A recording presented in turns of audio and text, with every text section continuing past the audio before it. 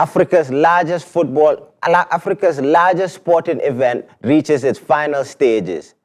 5 African Player of the Year winners, 4 African giants, one amazing night to come, all coming today as AFCON semi-final kicks off this evening.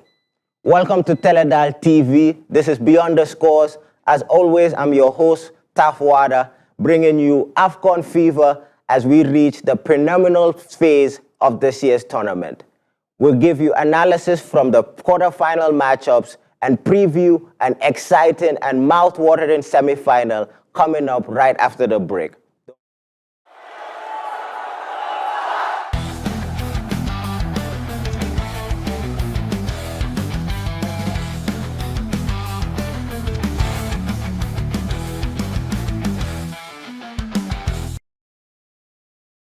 Welcome back. Ñu ngi leen a nuyu fii on Teledal TV.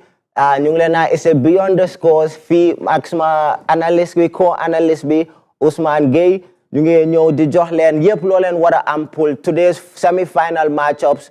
First yaa ngi am Senegal versus Egypt, and then yaa ngi am Nigeria versus Morocco. 4 of the biggest teams in Africa going head to head to see who will be champion of Africa. Ous tey dina neex tey trop. Man tey dema ewu tey sa maa ngi xam nga jittery maa ngi excited pour game si mag jow sol suma xam nga red shirt bi just maa ngi am a lot of excitement. I feel like today will be a very exciting day for football and especially Africa. It will be a very exciting game. Man maa ko the class of titans. Class of titans. 4 huge titans. Exactly. These are the best teams participating. I agree. And then we will see who will win the accolade. AFCON. Ken, like we said, 4 giants of Africa, some of the top teams. Yangi ame 5 African Cup Player of the Year winners. So individual stars yang fa, host nation bang fa. You have North Africa, you have West Africa. You have everything that you would want for a semi-final as a spectator.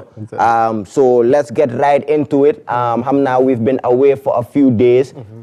Senegal, Egypt. Lolu my first game bi.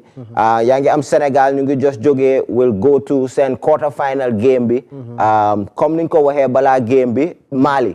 Mali went down to 10 men, but better it was very hard for Senegal to break them down. They end up win 1-0, but it wasn't as comfortable as maybe under 10 man and the way Senegal have been playing. Logisi game bobu leading into semi-final B. Game bobu play one, but it was a very unconvincing win for Senegal. And then Hamani Senkoju Pap Chow wasn't happy with that performance because 10 man Senegal would have murdered Mali with 10 man because first half Bissouma red card, that red card. In that silly tackle with Ghana Gay. Senegal would have done better. Then could begin and out express his frustration. They could have done better, but only games end of 1-0. But this is football. It doesn't matter. This is knockout. How you win games matters. But tournament win al rek. Exactly. Win al rek. Exactly. Little more important see football, especially African Cup. How no winning game be little more important. But next group stage, maybe goals will count. Be no more winning game break bana. But performance-wise, Pap Chow wasn't very happy with the Senegal. And then Senegal has to adjust themselves from that Mali game because this is class of titans. You have to be ready in anything. Yeah, Egypt, they were victorious. Last winners, the Ivory Coast, 3-2. That was a very tough match. Guiding them on up 3-1. Ivory Coast score yard will make it a little interesting say NB. While Egypt league they look like team bo hamne ñom winning tournament a lot of times. They look very just balanced. Nothing chubby bariwood. Nekun di am hype Senegal ak Nigeria you gonna nekk di score. Nekun di am hype Morocco bi.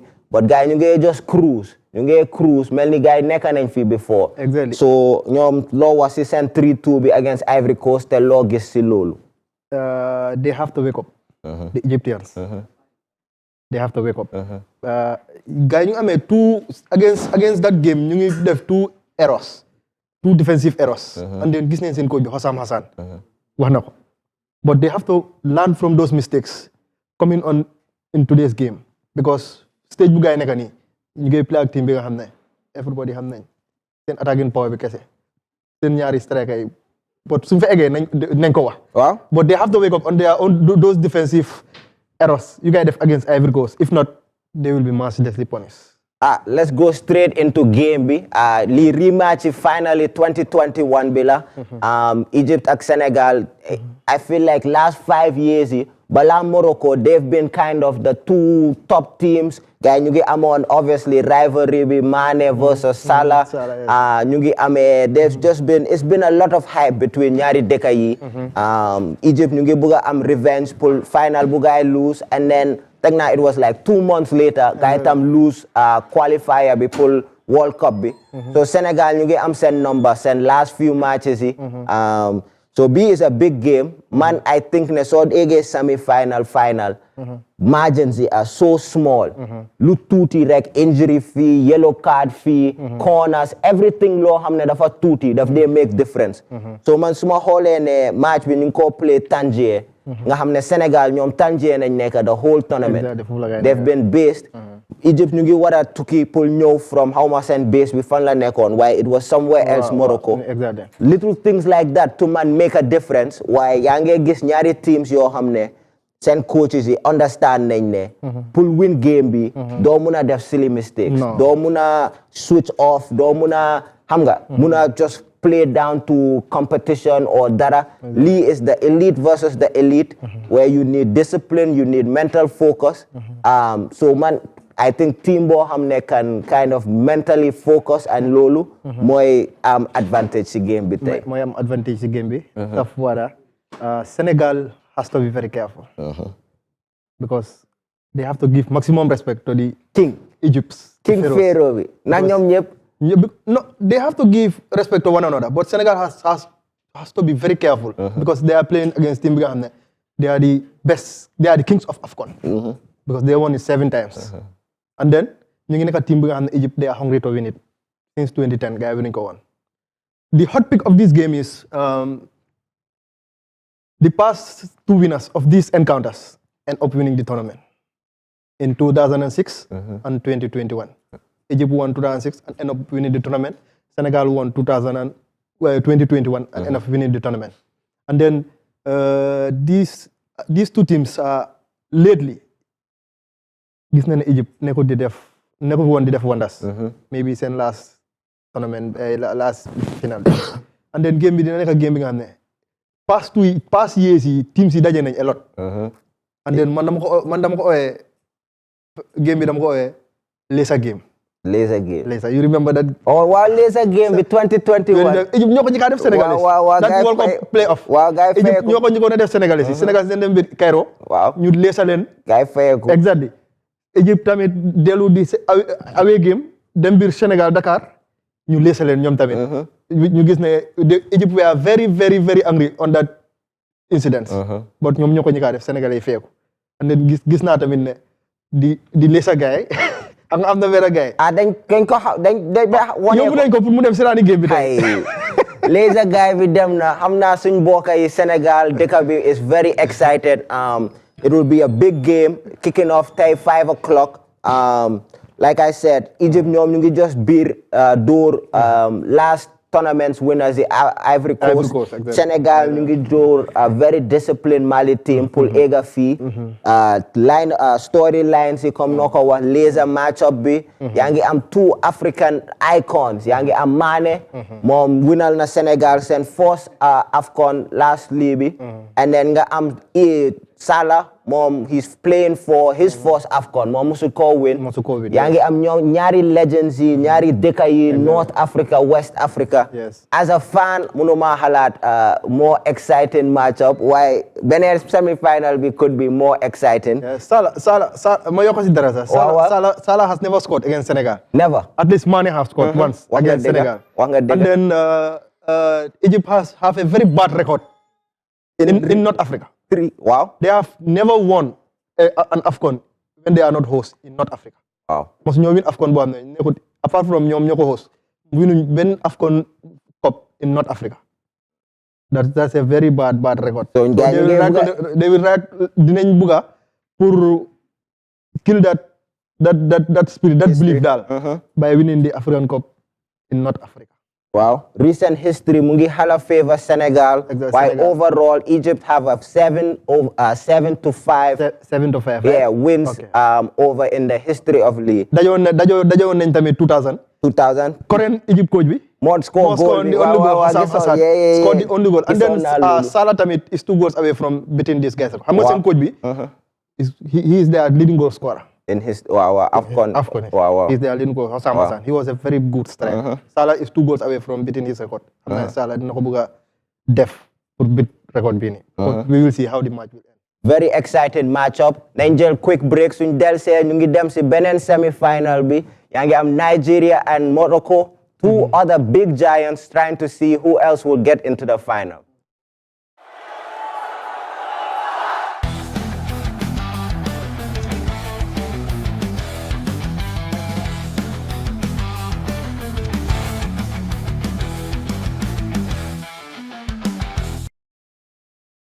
North Africa versus West Africa Part 2.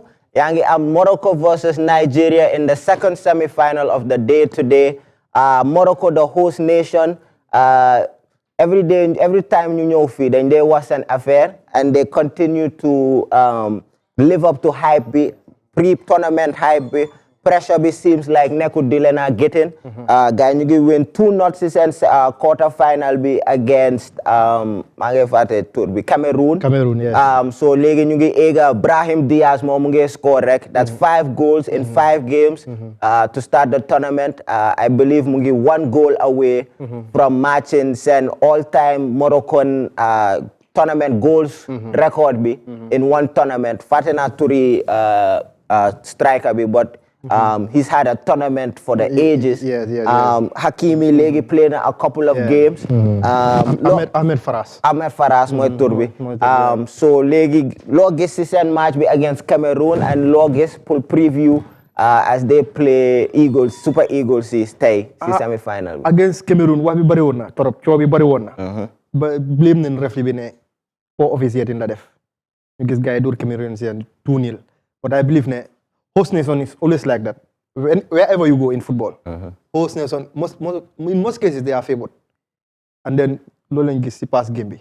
Media yi wax nañ Cameroonian yi so nañ dee anga eto ñëw na dugg ci dressing room bi, come play, wan leen ne this is football. You have to expect it. And especially when you are playing against host nation.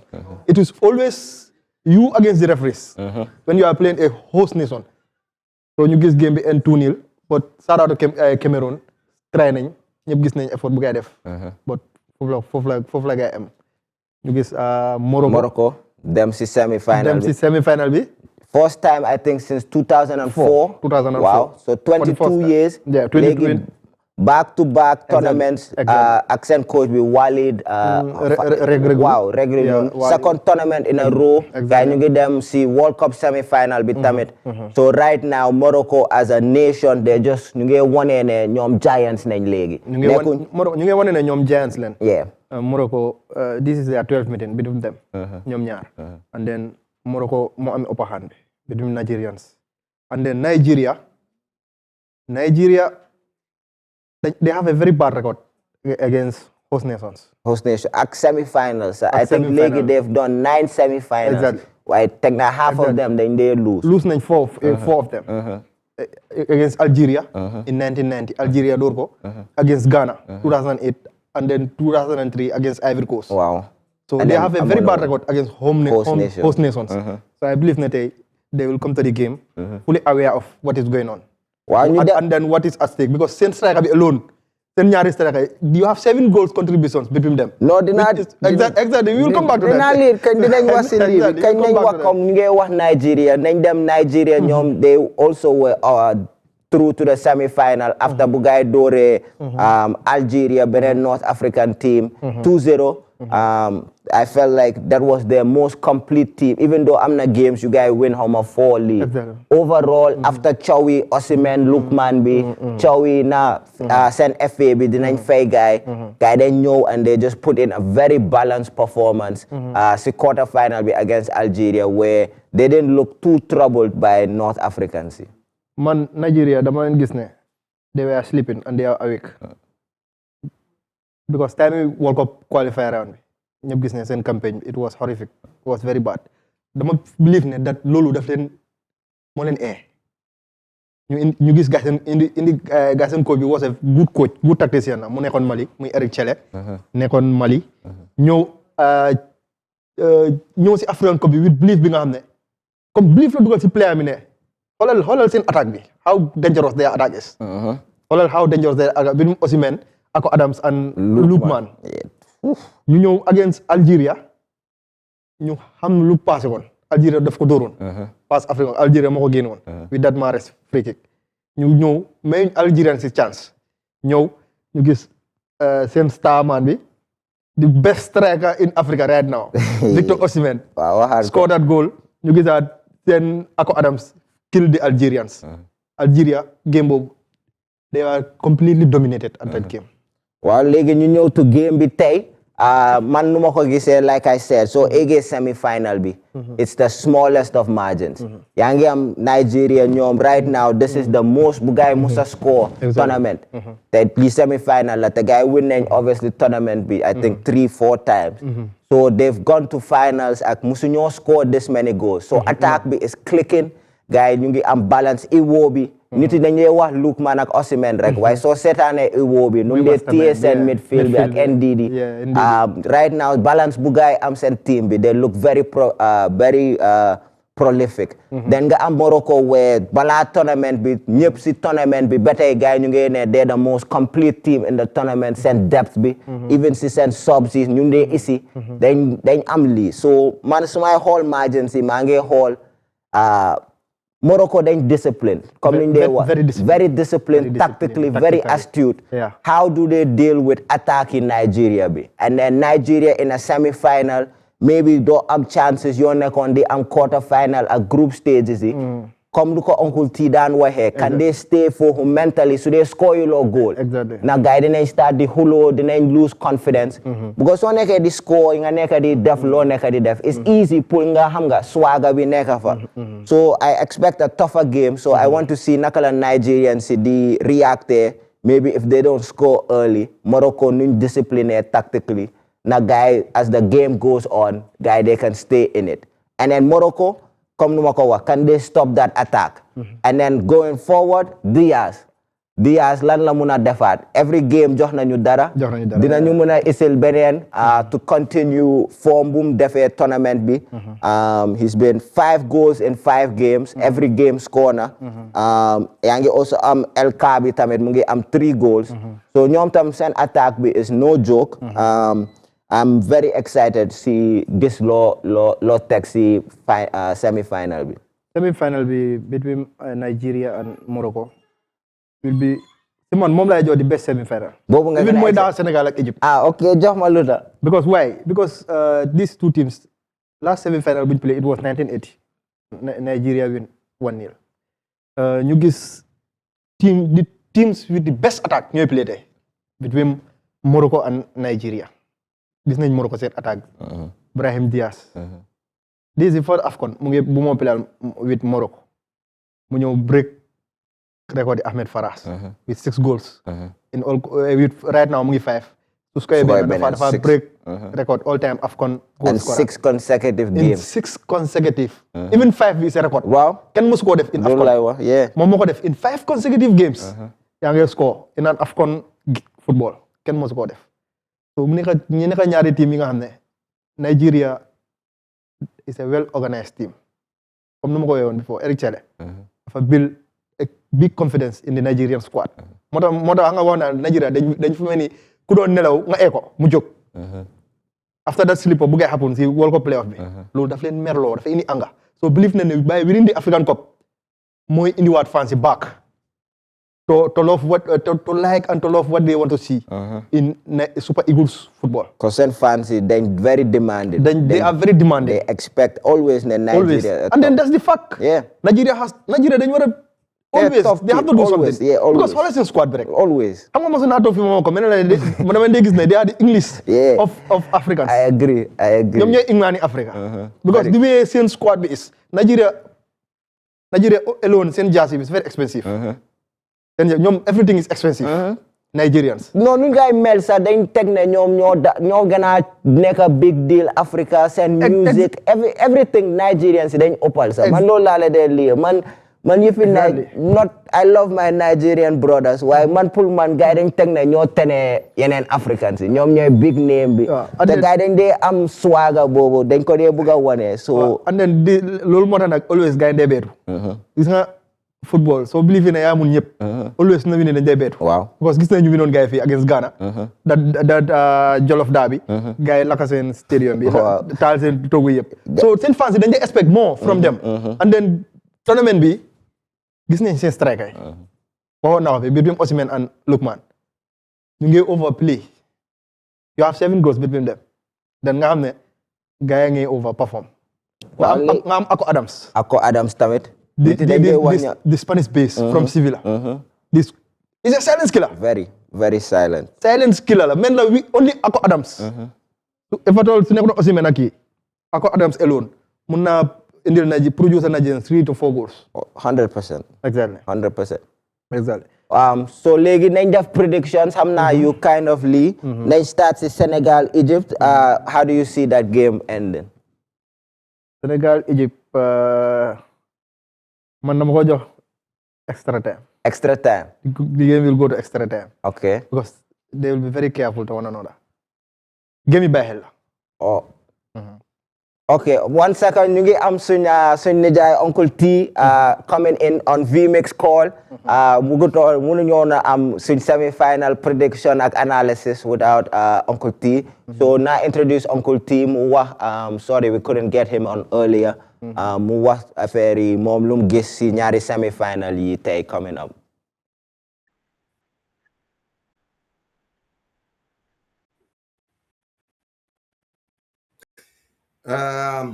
See, I'm not sure whether you are having me loud and clear because I understand the network being but if you are getting me louder, please can you come and just confirm it for me before I do. Wow. I think Uncle T connection and be if you are break. hearing me, yeah, ñu ngi laa dégg. Okay, sorry for that.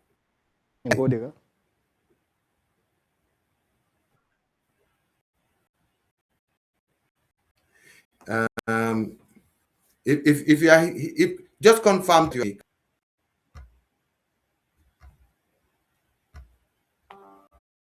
Aral ma dem si os gaaw ñu jeexal prediction am bi then hopefully we'll be able to sort that out. I will say one thing lu ma fàtte wa mooy any team bu dóor Morocco in a semi-final you end up winning the tournament.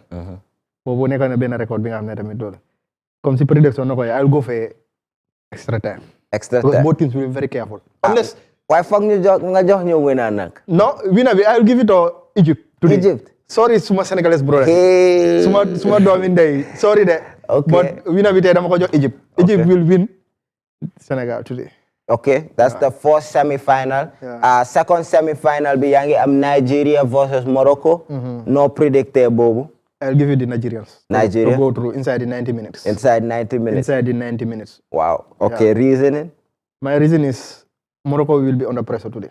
Okay. Morocco will play under pressure knowing that get nañ noonu ñëw si stage bu gaay ñëw nii. And then Nigerians yi ñoo leen ëpp experience in this stage. Xam nga football stage daf dee count. Football. Experience counts. Stage. Tournament bu nekk da nga am experience. Nigeria is one of the most experienced teams in AFCON. Morocco gis neen seen record baaxul. In terms of AFCON. So I'll give it Nigeria the upper hand. Upper hand yaa ngi am os mu ngi ne Egypt versus Nigeria final la moo predict. Morocco sorry. Morocco versus Nigeria. Man I'm gonna go the opposite of yow. Man dama dem Senegal.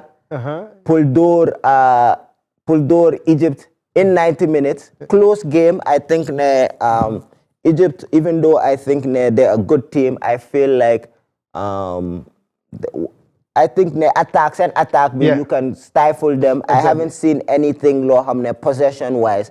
I think if Senegal can stay disciplined, I think they're the better team. Exactly. So bugay am red card or you gain a johe stupid penalty or free kick. I think over the course of 90 minutes, I think ne Senegal are the better team. The Benin one be I think bobu munna more them extra time penalties. But man, I think Morocco ñoy win. Man, I think host nation be then they just some nakala ko joxe some luck. I know some luck, yeah. So I just think like today for them penalties, I think it will be a close game. Yeah. Well, extra time, I see Morocco crowd with Johlen a little extra boost. I saw Pullman. I think it will be 2 good finals. But man, I'm going Senegal, Morocco. Osmo munge them Egypt versus Nigeria. Egypt versus Senegal.